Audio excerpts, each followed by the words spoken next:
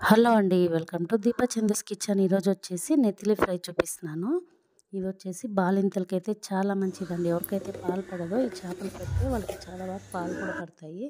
దానికి కావాల్సిన ముందుగా చేపలు, నెత్తిలి చేపలు ఇలా క్లీన్ చేసుకొని తగినంత సాల్టు, ధనియాల పొడి వేస్తున్నాను. అలాగే జింజర్ గార్లిక్ పేస్ట్. ఇవి వచ్చేసి 1 కేజీ ఉన్నాయి ఫిష్. అవి ఇలా తలలు తీసి క్లీన్ చేసి పెట్టుకున్నాము. జింజర్ గార్లిక్ పేస్ట్ వేసాక కొంచెం గరం మసాలా,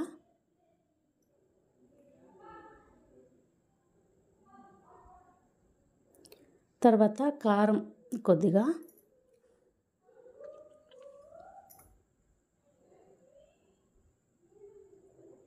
ఇవన్నీ వేసాం కదా. దీంట్లో ఇప్పుడు ఒక హాఫ్ లెమన్ కట్ చేసుకొని అది జ్యూస్ వేసుకుందాము.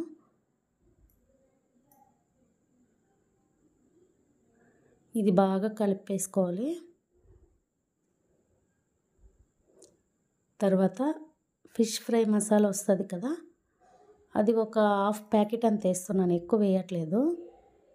ఎందుకంటే నేను ఇక్కడ కార్న్ఫ్లోర్ అదేమి వేయలే కదా, అందుకని ఫిష్ ఫ్రై మసాలా వాడుతున్నాను.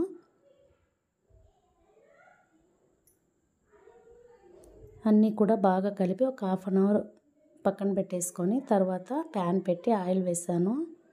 ఇప్పుడు ఇవి వేసుకొని డీప్ ఫ్రై చేసుకోవాలి. ఇక్కడ నాకు ఒక చిన్న క్లిప్ మిస్ అయింది, అదే అండి వేయించేది కనపడలేదు. ఇదిగోండి ఫ్రై చేసాకైతే ఇలా వచ్చాయన్నమాట ఫిష్. చాలా బాగుంది టేస్ట్. చాలా సింపుల్గా చేసుకోవచ్చు. తప్పకుండా అందరికీ నచ్చుతుంది ఈ రెసిపీ. నాన్ వెజ్ లవర్స్కి అయితే బాగా నచ్చుతుందని అనుకుంటున్నాను. ఈ రెసిపీ తప్పకుండా ట్రై చేయండి. చాలా అంటే చాలా బాగుంటుంది. చూసారు కదా, నెత్తిలి చేపల ఫ్రై అయితే రెడీ అయిపోయింది. దీన్ని నెత్తిలి మీన్ అంటారు, పాల చేప అని కూడా అంటారు. పాలు పడతాయి కాబట్టి బాలింతలకు, అందుకని. ఈ రెసిపీ మీకు నచ్చింటే ప్లీజ్ కమెంట్ చేయండి.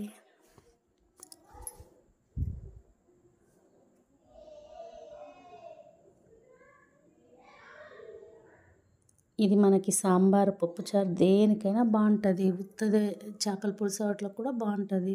ఉత్తది కూడా తినేయచ్చు. మీకు అన్ని విధాలుగా నచ్చుతుంది. తప్పకుండా ట్రై చేయండి. ట్రై చేసి ఎలా ఉందో చెప్పండి. బాయ్.